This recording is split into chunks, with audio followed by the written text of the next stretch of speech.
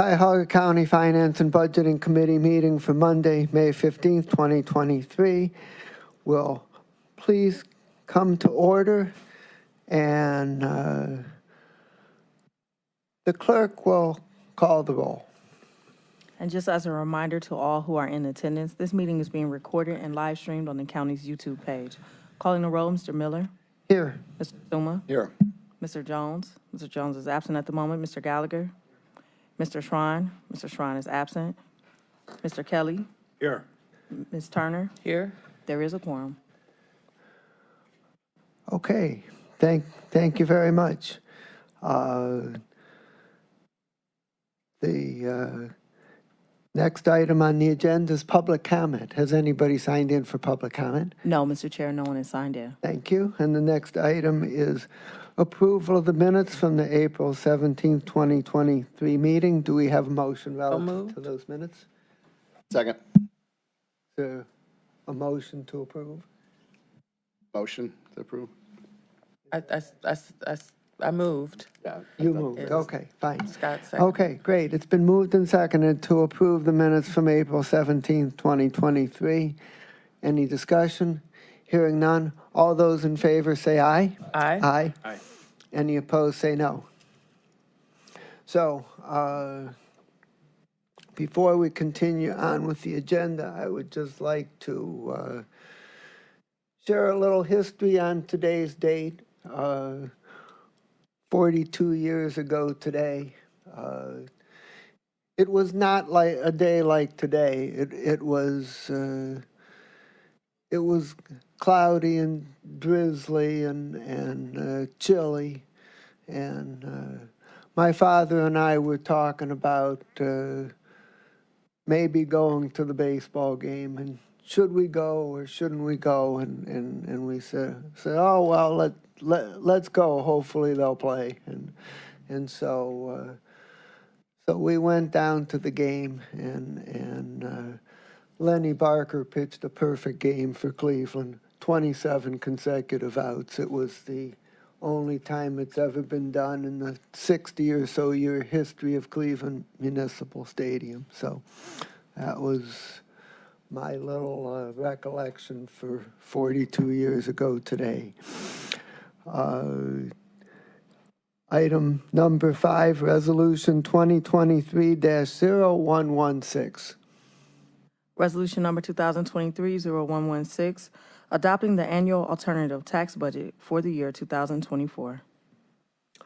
Okay, Director.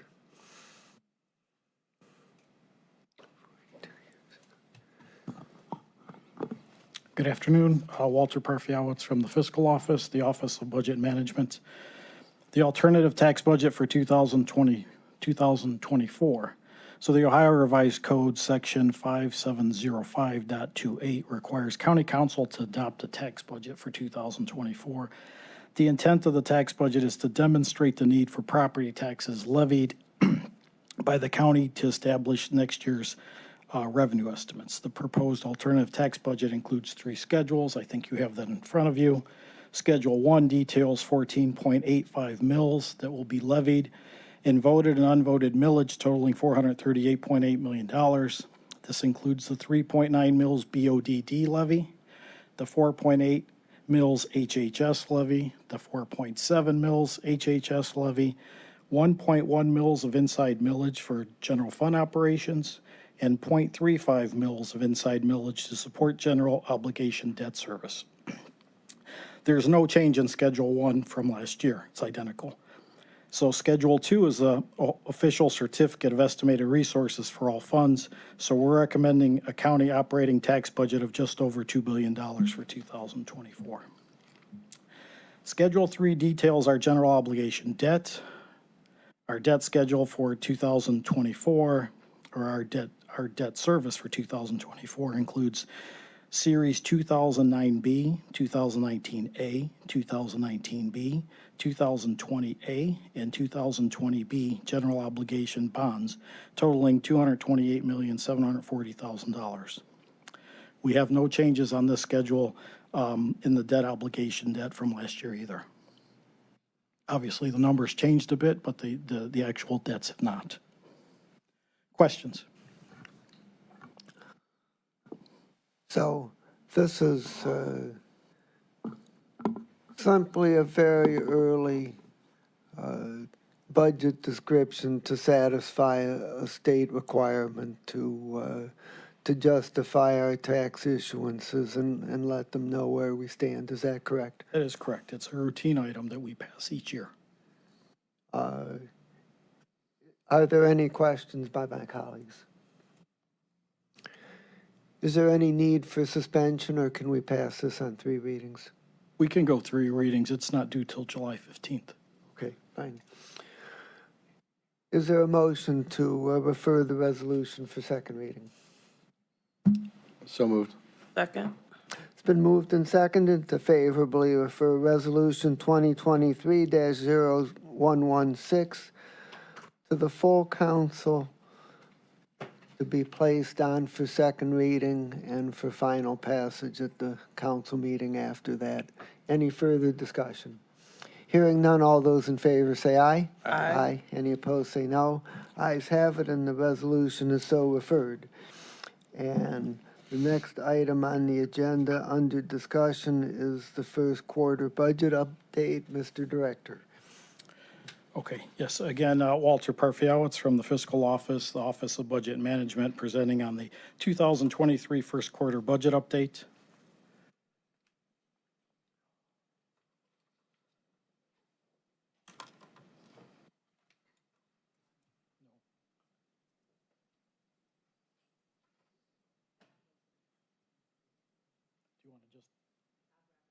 Okay. I'll continue on some comments before I get to these highlights. So thank you for the opportunity to present the 2023 first quarter budget update. Overall, good report. General fund is projected to end in a strong position. Revenues are projected to exceed budget. Expenditures are projected lower than budget. Ending cash is projected to exceed cash reserve requirements. And you'll see I've showed it a couple different ways on future slides with impact of ARPA and without. The Health and Human Services Levy Fund is also projected to end in a much stronger position. If you recall, last year we missed the cash reserve requirement by roughly $390,000. This year, revenues projected slightly higher than budget. Our subsidies are projected higher than budget, but this is primarily due to the Metro Health subsidy that was reduced at the end of 2022 for the 2023 budget update. And ending cash is projected to actually exceed the cash reserve requirement for the year. So a couple of quick highlights so far this year. We transferred $53.6 million to the Justice Center Capital Projects Fund. We received our Certificate of Estimated Resources for 2023. We appropriated $1.7 million to the Veteran Services Building for the headquarters build-out. We transferred $311,692 in 2022 surplus appropriations to the Veteran Services Fund. That was their unspent portion from the prior year. We appropriated $5.3 million in opioid mitigation funding. We appropriated $3.5 million of casino tax funding, and we appropriated $1.5 million in state funding for the Say Yes to Education program. And Director, has any money been expended yet from the Justice Center Capital Projects Fund? None. It's completely reserved within the general fund. Okay, right. So before I begin, I just want to remind everyone that ARPA spending is included in the projections. So several of the slides will include results with and without ARPA. So with that, I will get right into the general fund. So first quarter, general fund projected to end with an operating deficit of $102.7 million.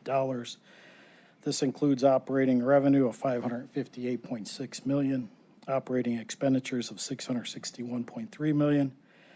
The operating expenditures projection includes $110.6 million in ARPA spending.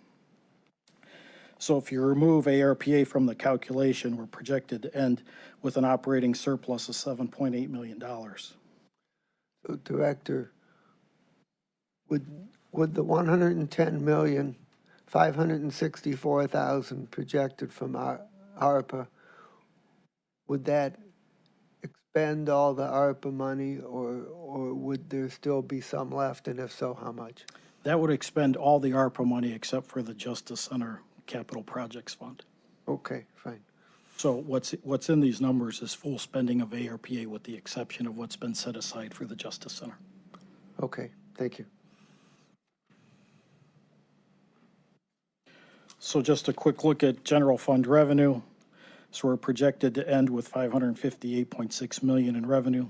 This is $20.3 million or 3.8% more than budget. We have larger variances in charges for services, interest earnings, intergovernmental revenue, and sales taxes. Those are the bolded areas on the chart. Charges for services are projected to end at $90.4 million, which is $8.2 million or 8.3% under budget. So the majority of this deficit is in fees collected by the county, more specifically conveyance and recording fees. The larger deficits are due to the slowdown of the home sales. We're basically running at about 66% of last year's number. Interest earnings projected to end at $15.2 million, $6 million or 65.3% more than budget. Intergovernmental revenue projected to end at $68.5 million, which is $5.3 million or 8.5% more than budget. This includes major categories here: public defender, local government fund. Public defender reimbursements are projected to end $7 million more than budget. The variance, couple factors, it's the timing of the payments coming in from the Ohio Public Defender, the increase in assigned counsel rates, then it's our reimbursement rates from the Ohio Public Defender, and finally the increased costs submitted by our county public defender's office. The local government fund is projected to end approximately $1 million less than budget. Sales taxes projected to end at $326.9 million. It's $14.3 million or 4.6% over the budget. Sales tax collections averaged $25.8 million each month in the first half of 2022. They rose to $26.9 million in the second half of 2022. And for so far this year, we're averaging about $27.1 million. The 2023 budget assumed $26 million on average each month, so hoping that this trend continues. So, Director, on the sales tax, I'll just make a comment for what it's worth, that I just saw some state of Ohio reports in the last couple days that looked a little soft on both the sales tax and the income tax, and so I don't want to make too much out of one month's report. It might just be a fluctuation, but it might be something more substantial. So we'll keep our eyes on that. I agree with you, Councilman Miller. Two factors here. One is inflation, which seems to help us quite a bit, but what I've been seeing is that consumer spending has been dropping. I think it grows back up to normal levels again this month, but the last couple of months it's dropped off. So the two will eventually intersect and cause things to become a little more stagnant. Mm-hmm. Okay. General fund expenditures. So this slide it's got three boxes. The top box is our actual, what we're projecting. The second box removes the impact of ARPA, and the third box shows the net effect of the two. Top box again, expenditures are projected at $661.3 million. It's $74.7 million or 10% under budget. Personnel services projected to end at $326. It's $6.2 million or 1.9% over budget.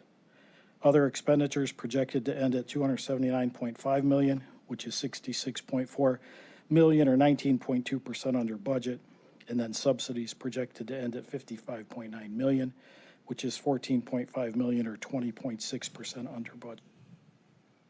So the middle box includes the projected ARPA expenditures of $110.6 million that are included in the top box. And if you notice there, the variance, $53.6 million, is what was set aside for the Justice Center Capital Projects Fund. The projected spending does not include this, as we've stated previously. And then the bottom box, excluding ARPA projected expenditures, the general fund expenditures projected to end at $550.8 million, which is $21.1 million or 3.7% under budget. Actually, pretty typical for a calendar year for the county. So the next slide, I've got some detail on the larger departments that contributed to the $60.2 million expenditure surplus. And you'll see the majority of the surplus, $58.6 million, is in county executive departments. That's the top four. Primarily the fiscal office, and that's the 53.6 Justice Center Projects Fund.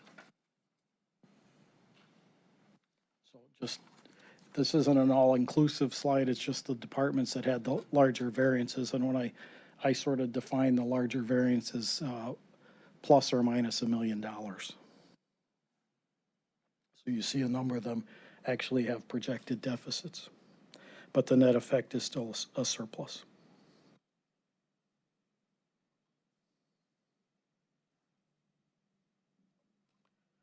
So the previous slide also identified subsidies projected to end at $55.9 million, which is $14.5 million or 20.6% under budget. So this slide details the items, the major contributors to that variance as well. And the main contributor here is the county hotel. So we're required to appropriate the full debt payment of $20.7 million each year. So that's included in our subsidy budget. Approximately 11.7 is paid by the county hotel operating account. So in essence, we're budgeting for the 11.7, but we're never paying that out. We're required by our certificate of participation to actually do that each year. And then we have $5 million remaining in our hotel debt service fund from 2021, which is also in excess. It'll be applied this year, leads us to these surpluses. And we have two small contributors, a $1.1 million Flats East Bank guarantee, also required to appropriate, but we do not anticipate to pay. And also one timing item, the $3.5 million transfer to the Economic Development Fund. Again, it's a timing issue. It'll be corrected in the second quarter when the budget is adjusted to reflect that transfer.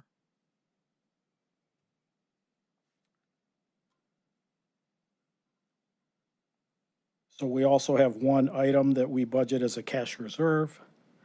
So we had $7 million originally budgeted for hotel capital. We do not anticipate paying that this year. So that leads us to our cash balance. So again, we have the top box, the second box, and the third box. The second and third were the impacts of ARPA. So top box summarizes general fund ending cash balance. We started the year with the beginning cash balance of $344.2 million in the general fund. We have projected revenue of $558.6. We have operating expenditures projected at $605.5, and subsidies to other funds projected at $55.8 million.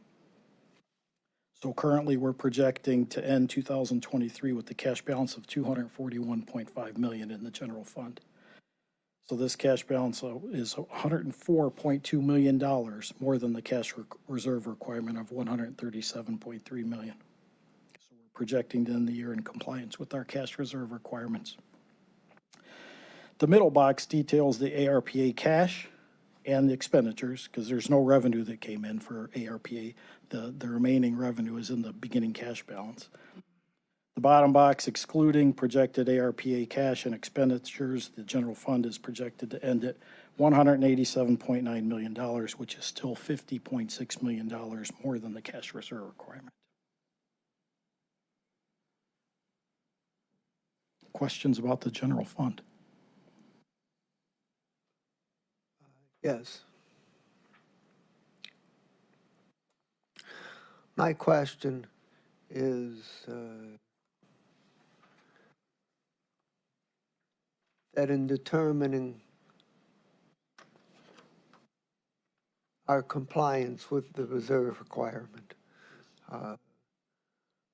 my understanding is that, the reserve requirement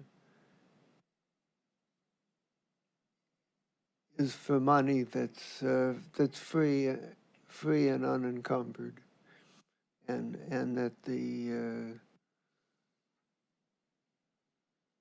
and it seems to me that the 53 million in the Justice Reserve would not fit that requirement because its purpose is committed, and so the correct comparison number would be the 187,910,000 with that backed out. Is that a correct analysis on my I part? believe, Council Miller, I believe that is a correct analysis, but the ordinance was changed to reflect prior year expenditures last year. So Right. Okay. that is the right analysis. Okay, thank you. Any other questions by my colleagues? Yes. I had a question about the Board of Elections line item. Yes, I was wondering if any county dollars would be set aside for the special election in August.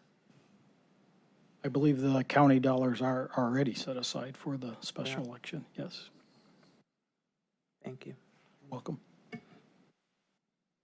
I presume that since that's totally a state matter, that we would get reimbursed the following year for that. Absolutely. Is that correct? That's Thank you. Since we brought up about the hotel, could you comment about the hotel refresh that's expected next year? Yes, we've had some conversations with the Hilton folks about the refresh, and the numbers coming in around $15 million for next year is what they're looking for in the way of capital improvements for the refresh. And so this is scheduled to take place every 7 years or so, is that correct? Correct. And I understand there's some money in a capital improvements fund that would partially offset that cost. Do you know how much money is there? Yes, I believe that number is about $3 to $4 million presently. So how do we plan to pay for the remainder? At this point, it would have to come from the general fund. Okay, so that's an obligation that's sitting out there that's on the horizon.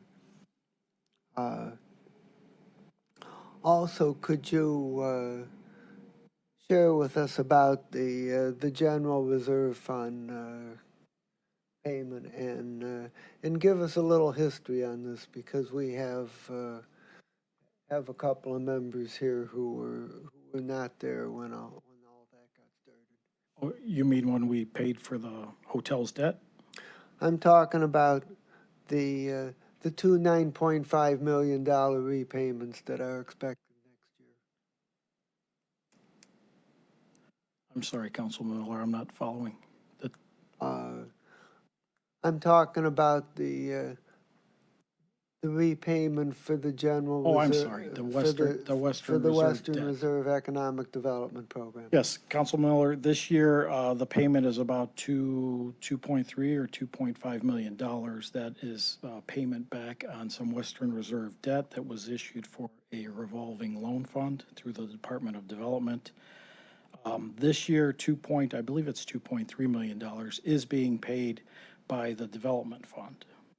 The issue is for the next 2 years, the debt service payments are going to be $9 million each year, $9.3 million each year.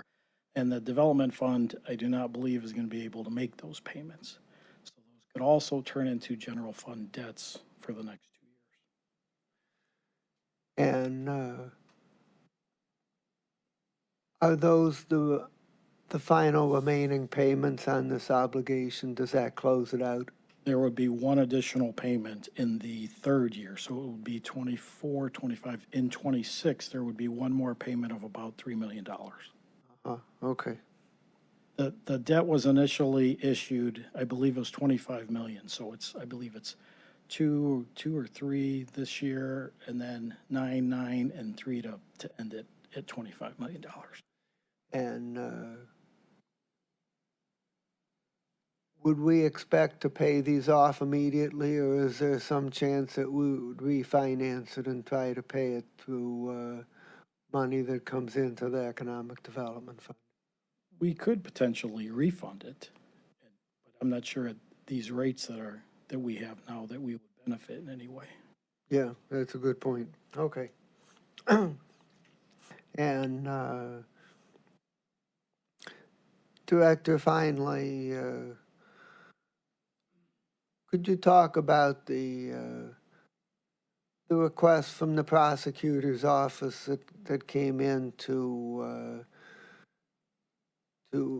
incorporate the same 6.44% increase that we implemented into their budget, and whether we anticipate a similar request coming in from any of the other non-executive agencies? Well, I'm aware of a memo that we received from the prosecutor's office asking for a little more than $3 million in adjustments for his staff. It was similar to the 6.44 market wage rate adjustment that was done for county executive non-bargaining staff.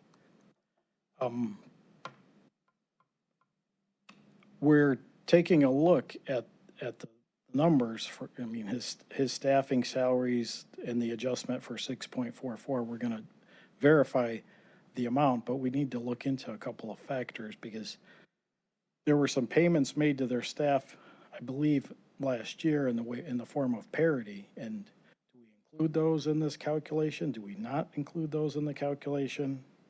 Because to give 6.44% on top of parity doesn't seem to be equitable. But at this point, that's just where we are. We haven't pushed an item forward. We haven't put it on the fiscal agenda. I believe there's an item that's being discussed right now. Okay, well, we'll look for a recommendation from the administration at a future time. Any other questions or comments by my colleagues? Okay, please continue. Okay, at this point, I'm going to shift over to the Health and Human Services levy funds. Similar presentation, just there's really no ARPA impact here. So for 2023, the Health and Human Services levy fund is projected to end with an operating surplus of $7.1 million. This includes operating revenue of $281 million and operating expenditures and subsidies totaling $273.9 million.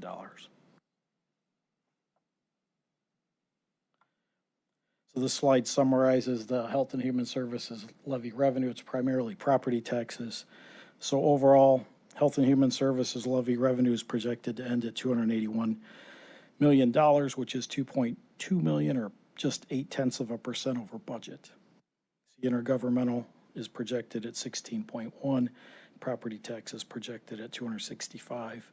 The 265 is about $2 million, or 0.8% over the budgeted amount.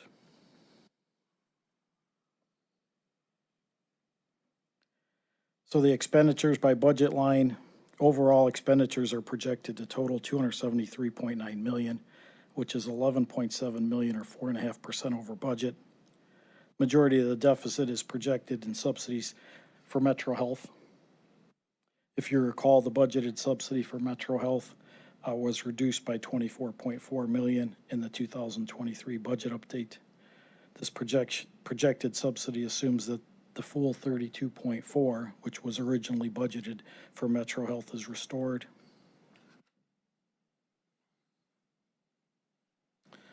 So this slide details larger subsidies that contributed to the $11.7 million deficit. Most HHS departments are projected to end with small surpluses. These surpluses are eliminated by the deficit for Metro Health until the budget is restored. So you see the larger variances are in juvenile court, HHS administration, HHS job and family services, HHS children's services, HHS early childhood, and HHS homeless services. And down at the bottom, you see that there's a variance, a deficit of $24.3 million for Metro Health. So, Director, in this projection, HHS administration is projected to spend less than half of its appropriated budget. Could you expound upon that a little bit? Yeah, the majority there is the Skill Up program that's being underspent each year, combined with the tuition reimbursement program, which doesn't seem to be used very much at all at HHS. So HHS admin just captures the cost of these programs that deal with other departments, as you know, like Skill Up is primarily development, and the tuition reimbursement is HR. Okay, thank you. You're welcome. So this slide summarizes the Health and Human Services levy funds ending cash balance. So we started the year with $26.4 million. We're projecting revenue to total $281 million. Other expenditures and subsidies projected to total $273.9 million. So we're projected to end 2023 with the cash balance of $33.5 million. So this ending cash balance, it's $5 million more than the cash reserve requirement of $28.4 million. So we're projecting to end in compliance with the cash reserve requirement. So, Director, this favorable projection on the HHS levy balance would seem to strengthen our prospects to put a simple renewal on the ballot for the levy as opposed to an increase next year. Is that correct? That's correct. And Director, as you've mentioned before, in addition to the 33 million, we have some balances in the public assistance funds, which is the combined current balance of three of the major programs. So I would just request that if you could get back to us and let us know the current balance in those funds and what the current projection is for the year end. I will take care of that. Okay, thank you.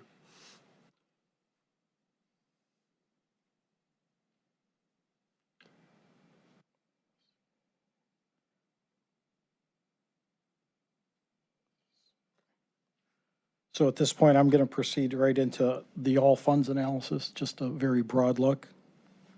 This is, when I say all funds, all of our funds, basically everything that the county is responsible for. So revenue on an all funds basis is projected to total $1.7 billion this year, which is $20.1 million or 1.2% over the budget. And you see the major contributor there is the general fund.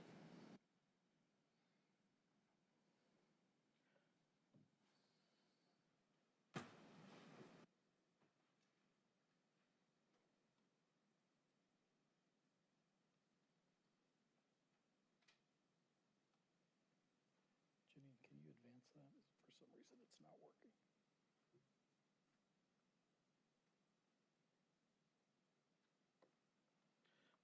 Expenditures are projected to total also $1.7 billion, $197.4 million, or 10.4% under budget. So these projected surpluses are primarily due to vacancies and underspending in many of the other expenditure categories. So the major contributors there you can see are the general fund, the Health and Human Services Levy Fund, the Human Services Fund, Human Resources, Public Works, Road and Bridge, Sanitary Engineer, the Adams Board, and the Board of Developmental Disabilities. I mean, I've got descriptors basically for all of these variances. I can start with Human Services. You know, they've got vacancies, 31 support officers, 127 social workers, 49 caseworkers that are underspending in their contracts and professional services. Human Resources surplus is due to benefits budget that has been overstated due to our vacancies and declining participation in the county's wellness program. Public Works Facilities surplus is due to timing of space maintenance chargebacks. This year in 2023, all departments will be charged for 2021 and 2022 space usage. It's just a timing issue of when they're being charged. Road and Bridge, $6.4 million surplus. It's primarily due to timing. These projects take multiple years to complete, so the surplus is projected primarily due to the timing of projected expenditures. The same goes for sanitary engineer. There reimbursements from municipalities and contingencies and emergency repairs. The Adams Board, they seem to be having an issue in client services and the timing of invoices from providers. They made a comment that they're ramping up at this point in time, so they're expecting some of the surplus to drop. Board of Developmental Disabilities, this surplus is projected in both contractual and client services as well. So I think some of them are having some of the same problems. Some of the commentary that I got back from both boards were workforce issues, not on their side, but with their providers. They're not for profits. So this slide summarizes, same format, our ending cash balance on an all funds basis. We started the year with $1.1 billion. We have operating revenue projected at $1.7 billion, operating expenditures at $1.7, rounded, obviously. So we're projecting to end with the cash balance of $1.1 billion.